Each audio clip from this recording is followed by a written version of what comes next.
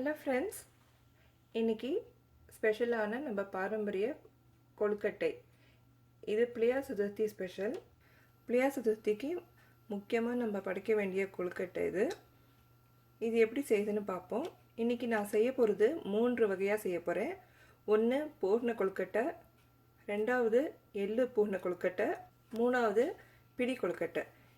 இது மூணும் எப்படி செய்யணும் முதல்ல பாப்போம். முதல்ல இப்ப பிடி kolkattai இங்கே எண்ணெய் நல்லெண்ணெய் சூடு பண்ணிட்டு இருக்கேன். இது ரெண்டு டேபிள் ஸ்பூன் அளவுக்கு சூடாயிட்டு இருக்கு. அதுக்கு தேவையானது 1 டீஸ்பூன் கடுகு, 1.5 டீஸ்பூன் உளுத்தம்பருப்பு, வரமிளகாய் இந்த மாதிரி சின்னதாக கட் பண்ணியிருக்கேன். இது 2 கருவேப்பிலையும் அந்த மாதிரி சின்னதாக கட் பண்ணியிருக்கேன். ஒரு 4-5 கருவேப்பிலை, தேவையான அளவு பெருங்காயம். இப்போ இங்கே எண்ணெய் சூடாயிடுச்சு. இதில் கடுகு தாளிச்சுப்போம். அடுத்து உளுத்தம்பருப்பு, பெருங்காயம், வரமிளகாய், கருவேப்பிலை. இதெல்லாம் தாளிச்சாச்சு. இது அப்படியே ஒரு பக்கம் தனியாக இருக்கட்டும். இது பிடி kolkattai செய்யறதுக்கு தாளித்து வச்சுருக்கோம். இன்னும் சப்ஸ்கிரைப் பண்ணாதவங்க கீழே உள்ள ரெட் சப்ஸ்கிரைப் பட்டனை கிளிக் பண்ணுங்கள். பக்கத்தில் அப்படியே உள்ள பெல் பட்டனையும் டேப் பண்ணுங்கள். வாரந்தோறும் நான் போடுற வீடியோஸ் உங்களுக்கு வந்து சேரும். இப்போ அடுத்து கடலைப்பருப்பு பூரணம் அது எப்படி செய்கிறதுன்னு பார்ப்போம். அந்த kolkattai நான் ஏற்கனவே பூரணம் சுழியன் பண்ணுற வீடியோவில் நான் தனியாகவே இன்னொரு கடலைப்பருப்பு பூரணம் எப்படி செய்யுதுன்னு தனி வீடியோ போஸ்ட் பண்ணியிருந்தேன். அதில் பாருங்கள் இந்த பூரணம் எப்படி செய்கிறதுன்னு. அதை சேம் ஸ்டஃபிங் தான் இதுக்கும் யூஸ் பண்ண போகிறோம். இந்த பூரணம் எடுத்துக்கணும். தேவையான அளவு உப்பு, அச்சு நீங்கள் தேவைப்பட்டால் அச்சு அழகாக ஷேப்பாக வேணும்னா பல ஷேப்ஸில் இப்போ வருது, நீங்கள் அந்த மாதிரி யூஸ் பண்ணலாம். அப்படி இல்லைன்னா கையிலேயே கூட செய்யலாம். தேவையான அளவு எண்ணெய், இங்கே அரிசி மாவு. நம்ம ஊரில் பதப்படுத்தப்பட்ட அரிசி மாவுன்னு இருக்கும். நீங்கள் அதில் யூஸ் பண்ணாத அந்த மாவு யூஸ் பண்ணாதான் அழகாக விரிசல் விடாமல் அழகாக வரும். அப்படி இல்லைன்னா நீங்கள் பச்சரிசியை வந்து ஊற வச்சுட்டு நல்லா தண்ணியை வந்து வடிகட்டிட்டு நல்லா வீட்லேயே வந்து நல்லா வெள்ளை துணியில் ஆற வச்சுட்டு அதுக்கப்புறம் மிக்சியில் நைஸாக பொடியாக்கிக்கங்க. அதுதான் அரிசி மாவு. அதுதான் கடையிலையும் விற்கப்படுகிற பதப்படுத்த மாவு. அந்த மாவை வந்து யூஸ் பண்ணிங்கன்னா விரிசல் இல்லாமல் இருக்கும். அப்புறம் தேவையான அளவு சுடுதண்ணி. இப்போ இங்கே இந்த மாவு அளவெல்லாம் ஒன்றும் இல்லைங்க. உங்களுக்கு இப்போ எவ்வளோ kolkattai பண்ண போகிறீங்களோ ஒரு உத்தேசமாக நீங்கள் மாவு எடுத்துக்கணும். இப்போ நான் இங்கே வந்து 2 கப் அளவுக்கு மாவு எடுத்துருக்கேன். இப்போ இதுவும் நானும் ஒரு எஸ்டிமேட்டு தான், எனக்கு உத்தேசமாக தான் எடுத்துருக்கேன். இந்த கடலைப்பருப்பு பூரணம் ஃபுல்லாக செய்கிறதுக்கும் பிடி kolkattai செய்கிறதுக்கும் இந்த மாவு எடுத்திருக்கேன். இப்போ இதுக்கு தேவையான அளவு உப்பு, 1 டீஸ்பூன் அளவுக்கு உப்பு. ரொம்ப போடக்கூடாது நீங்கள், ஏன்னா ஸ்வீட்டுங்கனால கொஞ்சமாக போட்டுக்கோங்க. கொஞ்சமாக எண்ணெய் விட்டுக்கோங்க. உப்பும் எண்ணெயும் நல்லா மிக்ஸ் ஆகட்டும். மிக்ஸ் பண்ணோன்னே நல்லா கொதிக்கிற தண்ணி நல்லா கொதிச்சுக்கணும். இந்த பாருங்கள், நல்லா சுட சுட உள்ள தண்ணியை யூஸ் பண்ணுறேன். கொஞ்சம் கொஞ்சமாக ஊற்றி இந்த மாவில் மிக்ஸ் பண்ணிக்கோங்க. இப்படி இந்த மாதிரி ஏதாவது ஒரு குச்சி மாதிரி உள்ளதில் யூஸ் பண்ணலாம். இல்லாட்டி ஸ்பூன் கண்டி பின்னாடி உள்ளதை நீங்கள் இதுமாதிரி கலரிக்கோங்க, தண்ணி சூடாக இருக்குதுனால. இப்போ சுடுதண்ணி கொஞ்சமாக ஊற்றி இங்கே பாருங்கள், இந்த கன்சிஸ்டன்சி இந்த மாதிரி இருக்கணும். இப்போ உங்களுக்கு பார்த்தீங்கன்னா மாவு இந்த சுடுதண்ணி ஊற்றுனதுனால கட்டி கட்டியாக இருக்குது. இந்த மாதிரி பொலப்பொலன்னு இந்த மாதிரி விட்டுருங்க. கொஞ்சம் நேரம் ஆறட்டும். இப்போ நீங்கள் கையால் பிசைய முடியாது. கொஞ்ச நேரம் ஆனதுக்கப்புறம் இன்னும் கொஞ்சம் தண்ணியை தெளிச்சுட்டு நம்ம இதை நல்லா மாவு மாதிரி பிசைஞ்சு வச்சுக்கணும். இந்த மாவு இப்போ ஆறிச்சு. இப்போ இந்த கட்டியெல்லாம் இப்படி லேசாக ஊற்றி விட்டுக்கோங்க. இப்போ இதில் இன்னும் கொஞ்சம் தண்ணியை நம்ம ஆட் பண்ண போகிறோம்.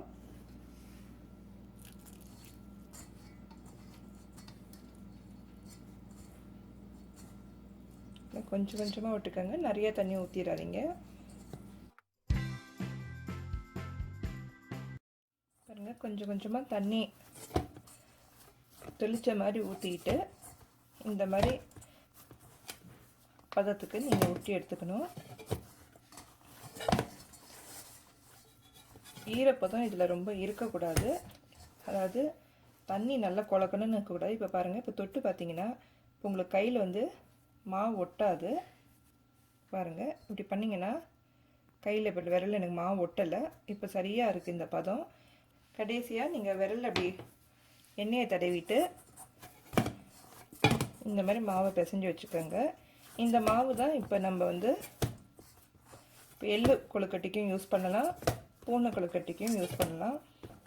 இப்போ மாவு ரெடி ஆயிடுச்சு பாருங்கள். உங்களுக்கு காமிக்கிறதுக்கு கொஞ்சம் லேசாக ஈரப்பதம் உள்ள இருக்கோ இல்லையா, ஆனால் ஒரு மாதிரி ட்ரையாகவும் உங்களுக்கு தெரியும். இந்த மாதிரி பதம் தான் சரியான இது கொழுக்கட்டைக்கு.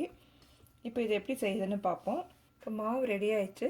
பூனை எடுத்து வச்சுருக்கேன், அச்சு செய்கிறதுக்கு அச்சு, ஒரு பிளேட் எடுத்து வச்சுக்கோங்க அந்த மோதகம் செஞ்சு எடுத்து வைக்கிறதுக்கு. ஒரு கப்பில் தண்ணியும் வச்சுக்கோங்க, ஏன்னா கையில் தொட்டு தொட்டு நினச்சி தான் செய்யணும். எண்ணெயும் வச்சுக்கோங்க.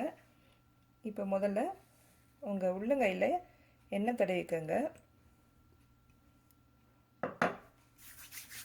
தடவிட்டு இப்போ முதல்ல அச்சில் செய்யறதுக்கு முன்னாடி ஒரு சிம்பிளாக ஷேப், அதாவது நம்ம அச்சுன்னா ஷேப்போடு வரும், இது சிம்பிளாக செய்யக்கூடிய ஒரு மோதகம் எப்படி செய்யுதுன்னு சொல்கிறேன். இப்போ முதல்ல கையை லேசாக தண்ணியிலே நினச்சிக்கோங்க. ஏன்னா முக்கியமாக இந்த மாவு வந்து விரிசல் விடாமல் வரணும்.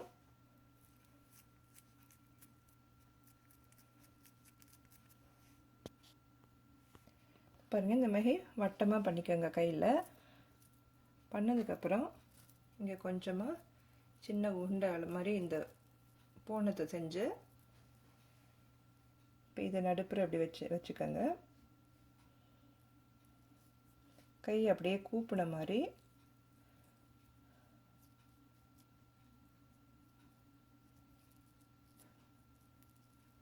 இந்த மாதிரி எல்லா பக்கமும் ஒன்று சேர்த்துக்கோங்க.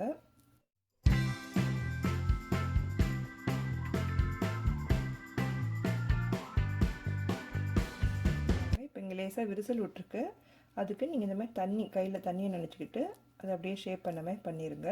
உங்களுக்கு இந்த பூனை வெளில தெரியக்கூடாது முக்கியமாக, ஏன்னா நம்ம வேக வைக்க போகிறோம். இதை வேக வைக்கும் போது பூனை உருகி உங்களுக்கு வெளில வர வாய்ப்பு இருக்குது. அதனால் ஃபுல்லாக கவர் பண்ண மாதிரி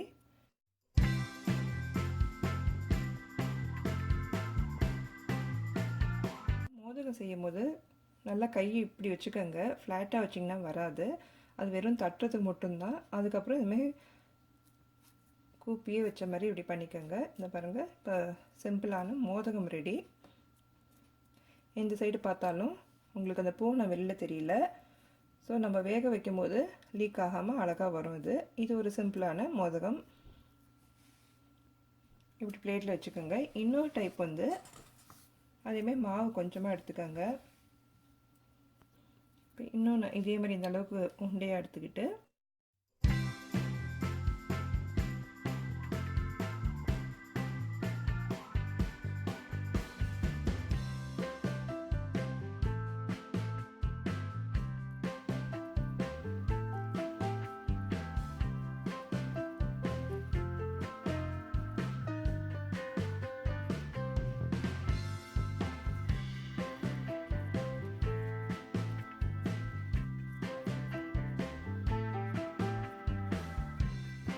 இதுதான் பெரும்பாலும் பழங்காலத்துலேருந்து செய்யக்கூடிய கொழுக்கட்டை. இப்போ இந்த ஷேப்ஸ் எல்லாம் நம்மளுக்கு வந்திருக்கு அச்சு, அதனால் அதை வச்சு இப்போ அழகழகாக டிசைன்ஸில் கடைங்களெல்லாம் நம்ம பார்க்க முடியுது. ஆனால் பாரம்பரியமான கொழுக்கட்டை இப்போ நான் இங்கே முதல்ல செஞ்ச இந்த மாதிரி 2 வகை தான். இது 2வது ஷேப். இது இப்போ இங்கே பார்த்தீங்கன்னா இது 2ம் தான் பாரம்பரியமான ஷேப்ஸு, அச்சு இல்லாமல் செஞ்சது. அச்சு இல்லாதவங்க இல்லையேன்னு கவலைப்பட தேவையில்லை, இந்த மாதிரி நீங்கள் செஞ்சு ட்ரை பண்ணலாம். இப்போ அச்சில் எப்படி செய்யுதுன்னு நான் சொல்கிறேன். இப்போ நான் இங்கே இந்த மாதிரி அச்சு வச்சுருக்கேன், இந்த சோமா செய்கிற அச்சு மாதிரி. அதில் முதல்ல எண்ணெய் கொஞ்சம் தடவிக்கங்க. 2 பக்கமும் எண்ணெய் தடவிக்கணும். அது மாதிரி இன்னொரு அச்சும் வச்சுருக்கேன். இப்போ இதுலேயும் அதே மாதிரி எண்ணெய் தடவிக்கங்க சுற்றிலும். இது அச்சுங்கிறதுனால உங்களுக்கு ஒட்டிட்டு வராமல் இருக்கும், அதனால தான் நம்ம இந்த எண்ணெய் தடவுறோம். அதே மாதிரி மாவு எடுத்துக்கோங்க. ஏன்னா இந்த அரிசி மாவு அடிக்கடி காஞ்சு போயிடும், அதனால தான் நீங்கள் அப்படி பக்கத்தில் தண்ணியை வச்சுட்டு கொஞ்சம் தொட்டு தொட்டு இந்த மாதிரி சரியான நம்ம தட்டுற பதத்துக்கு வரணும்.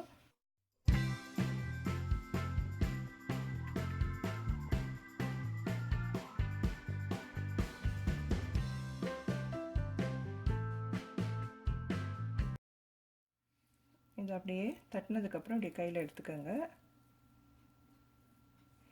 இதை எடுத்ததை இப்போ அதே மாதிரி தட்டிட்டு இப்போ இந்த மாதிரி அச்சில் வச்சுக்கோங்க.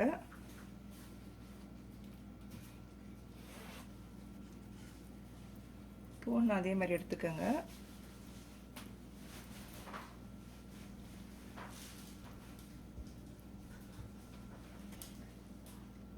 வச்சு இந்த மாதிரி மூடிட்டிங்கன்னா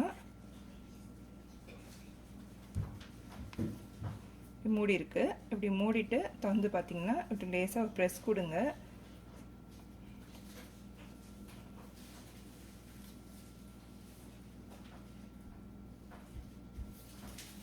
ஓரங்களை எடுத்துடணும்.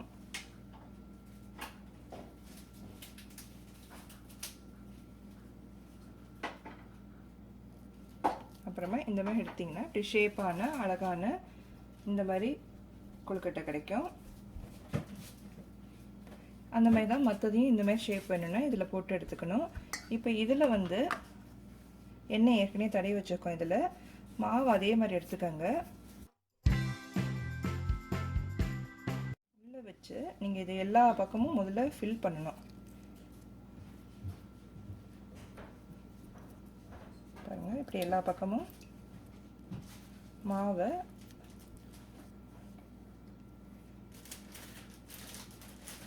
ஃபில் பண்ணிவிட்டு நடுப்புற மட்டும் இப்படி கையில் தண்ணியை தடவிக்கணும். கையில் தண்ணி தடவிட்டு எல்லா பக்கமும் பண்ணிக்கோங்க. இப்போ பாருங்கள், உள்ளே எல்லாம் மாவு இருக்குது, உள்ளே குழியாக இருக்குது. இப்போ இந்த இடத்துல நம்ம பூனத்தை வச்சுக்க போகிறோம். பூனத்தை உள்ளே வச்சாச்சு. இப்போ மறுபடியும் கொஞ்சம் மாவு எடுத்து இதை கவர் பண்ணாமல் நீங்கள் வச்சிடணும். இப்போ இது இந்த கொழுக்கட்டை மோதக் அச்சில் கரெக்டாக வந்துச்சு. இப்போ இதை எடுத்து பார்த்தீங்கன்னா ஷேப்போடு அழகாக வந்திருக்கும். இந்த மோதகம் செய்கிறது ஒரு ஆர்ட்டுன்னே சொல்லலாம். இங்கே பாருங்கள், இது கொஞ்சம் டைம் தான் எடுக்கும். ஆனால் அது செஞ்சு முடித்து சாப்பிட்டு நல்லா இருக்குன்னு சொல்லும்போது நம்மளுக்கு அந்த திருப்தி இருக்கிறதே ரொம்ப சந்தோஷமாக இருக்கும். இப்போ அந்த இதை எடுத்ததுக்கப்புறம் மெதுவாக இதை ஓப்பன் பண்ணுங்கள். இந்த பாருங்கள், இந்த அச்சு அழகாக வந்திருக்கு.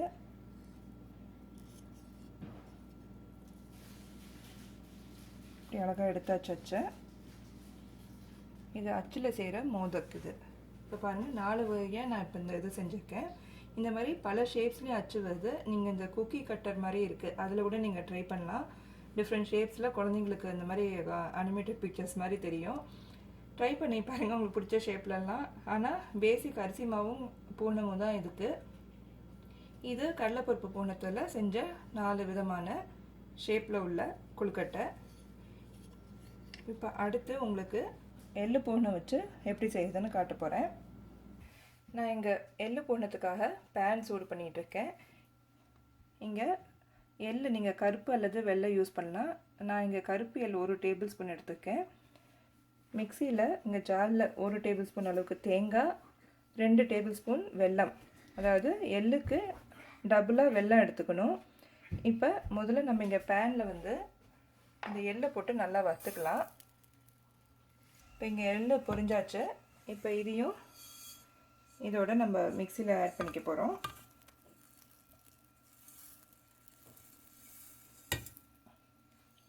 இப்போ இது அப்படியே எள்ளு ஆடினதுக்கப்புறம் மிக்சியில் நல்லா தண்ணியெல்லாம் எதுவும் சேர்த்துறாதீங்க. சும்மா இதை மூணு இன்க்ரீடியன்ஸை மாத்திரம் நல்லா மிக்சியில் அரைச்சிக்கோங்க. இப்போ இந்த பூனை இங்கே பண்ணியாச்சு. இங்கே பாருங்கள், இந்தமாதிரி பேஸ்ட் மாதிரி இருக்குது. இப்போ அதே மாதிரி கையில் முதல்ல எண்ணெய் தடவிக்கங்க, உள்ளங்கையில்.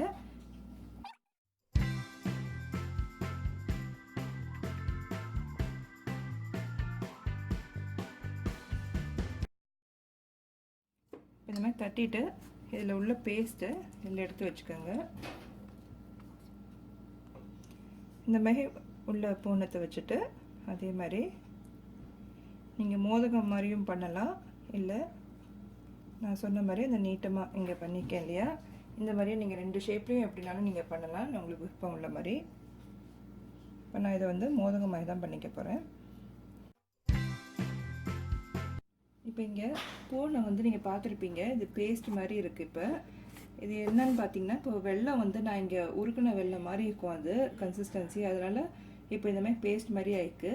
நீங்கள் இந்த கட்டி வெல்லம் யூஸ் பண்ணிங்கன்னா நல்லா பொடி பொடியாக உங்களுக்கு வந்துடும்.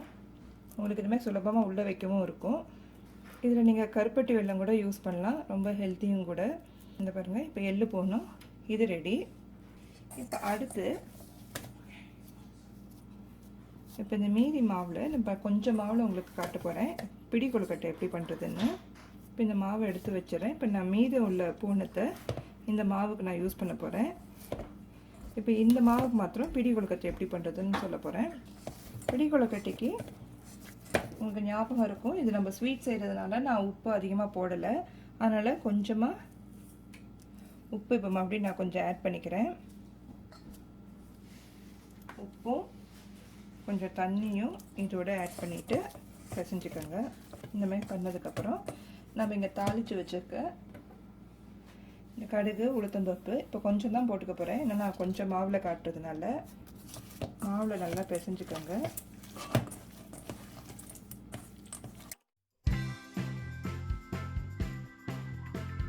பண்ணதுக்கப்புறம் உங்கள் கையில் எண்ணெயை நல்லா தடவிக்கங்க. எண்ணெயை நல்லா கிரீஸ் பண்ணிவிட்டு இப்படி கொஞ்சமாக மாவு எடுத்துட்டு உண்டை மாதிரி முதல்ல பண்ணிக்கோங்க. அப்புறமா பிடிங்கிறது இந்த மாதிரி பிடிச்சு வைக்கிறது தான் பிடி கொழுக்கட்டை. பாருங்க, இப்படி கையில் இப்படி பிடிக்கணும், இதுதான் பிடி கொழுக்கட்டை. இந்த மாதிரி நீங்கள் வைக்கலாம். அப்படி இல்லைன்னா சின்ன சின்னதாக நீங்கள் இந்த மாதிரி உண்டை மாதிரியும் பண்ணலாம். நான் ஸ்வீட்டுக்கு சொன்ன மாதிரி இதையுமே மறுபடியும் நீங்கள் எந்த ஷேப்பில் பண்ணணுன்னு விருப்பப்படுறீங்களோ நீங்கள் செஞ்சுக்கலாம். ஆனால் இது பொதுவாக இந்த 2 ஷேப்லேயும் பண்ணுறது உண்டு. இந்த மாதிரி உண்டையாகவும் நீங்கள் பண்ணிக்கலாம். பாருங்கள், கார கொழுக்கட்டை சீடை மாதிரி இருக்குது பார்க்க. இது இந்த மாதிரியும் பண்ணலாம். இந்த மாதிரி இந்த பிடி கொழுக்கட்டைன்னு இந்த மாதிரி ஷேப்லேயும் நீங்கள் பண்ணிக்கலாம். இந்த பிடி கொழுக்கட்டையை நான் கொஞ்சம் பெருசாக பண்ணியிருக்கேன். இதையும் வந்து நீங்கள் சின்னதாக பண்ணிக்கலாம், அது இன்னும் பார்க்கறதுக்கு அழகாக இருக்கும். இந்த மாதிரி சின்னதாகவும் நீங்கள் பண்ணிக்கலாம். இந்த பாருங்கள், இந்த மாதிரி க்யூட்டாக இருக்கும். இந்த மாதிரி குட்டியாக பண்ணி வச்சாலும் இந்த மாதிரி பல விதமாக உங்களுக்கு என்ன தோணுதோ அந்த ஷேப்ஸ்லாம் நீங்கள் பண்ணி ட்ரை பண்ணலாம். புது விதமாக இருக்கும். இப்போ நம்ம செஞ்சு வச்சுருக்கிறதெல்லாம் இப்போ இட்லி கொப்பரையில் வேக வைக்க போகிறோம். எப்படி இட்லி வேக வைக்கிறீங்களோ அதே மாதிரி தண்ணி சூடு பண்ணதுக்கப்புறம் நீங்கள் வந்து தட்டில் துணி போடுறதா இருந்தாலோ இல்லை எண்ணெய் தடவி யூஸ் பண்ணுறதா இருந்தாலோ எந்த நீங்கள் மெத்தடில் யூஸ் பண்ணுறீங்களோ இட்லி வேக வைக்கிற மாதிரியே அந்த தட்டில் வச்சு 10 நிமிஷம் வேக வைக்கணும். இப்போ அந்த மாதிரி எடுத்து வச்சுப்போம். இப்போ இந்த மாதிரி ஸ்டீமரில் நம்ம செஞ்சு வச்சுருக்க எல்லா விதமான கொழுக்கட்டையும் வச்சுருக்கேன். இன்னொன்றும் நான் அதுவே ஊற்றிருந்தேன், அதனால் அதையும் வச்சு இப்போ ஒரு 10 நிமிஷம் மூடி வச்சுருப்போம். நல்லா 10 நிமிஷம் வச்சு எடுத்தாச்சு. கொழுக்கட்டை ரெடி. பிள்ளையார் சதுர்த்தி ஸ்பெஷல் கொழுக்கட்டை ரெடி. இப்போ 3 விதமாக நான் செஞ்சுருக்கேன். அதாவது பாரம்பரியமான நம்ம ஷேப் எதுவும் அச்சு வச்சு செய்யாத கடலைப்பருப்பு பூனை வச்சு செஞ்ச கொழுக்கட்டை இது 2ம். அப்புறம் அச்சில் செஞ்ச மோதகம் இது கொழுக்கட்டை. அப்புறம் இது எள்ளு கொழுக்கட்டை, பிடி கொழுக்கட்டை. இந்த மாதிரி டிஃப்ரெண்ட் ஷேப்ஸில் இன்றைக்கி செஞ்சுருக்கேன். இந்த பல வகையான பிள்ளையாருக்கே பிடித்தமான கொழுக்கட்டையை செஞ்சு நீங்களும் உங்கள் பிள்ளையார் சதுர்த்தியை சாமிக்கு இந்த கொழுக்கட்டையை செஞ்சு படைத்து எல்லாமே சிறப்பாக ஆரம்பிக்க வேண்டும் என்று இந்த வருடத்தை வேண்டி சிறப்பாக அமைய வேண்டும் என்று என்னோட பிள்ளையார் சதுர்த்தி வாழ்த்துக்கள் எல்லோருக்கும் தெரிவித்துக் கொள்கிறேன். எல்லோருக்கும் என் இனிய பிள்ளையார் சதுர்த்தி வாழ்த்துக்கள். செஞ்சு பார்த்துட்டு மறக்காமல் உங்கள் ஃபீட்பேக்கையும் சொல்லுங்கள். நிச்சயமாக இது உங்கள் வீட்லேயும் நல்லா சிறப்பாக நல்லா வரும்னு நினைக்கிறேன். மறக்காமல் உங்கள் ஃப்ரெண்ட்ஸுக்கும் ஷேர் பண்ணி சப்ஸ்கிரைப் பண்ணுங்கள். நன்றி, வணக்கம்.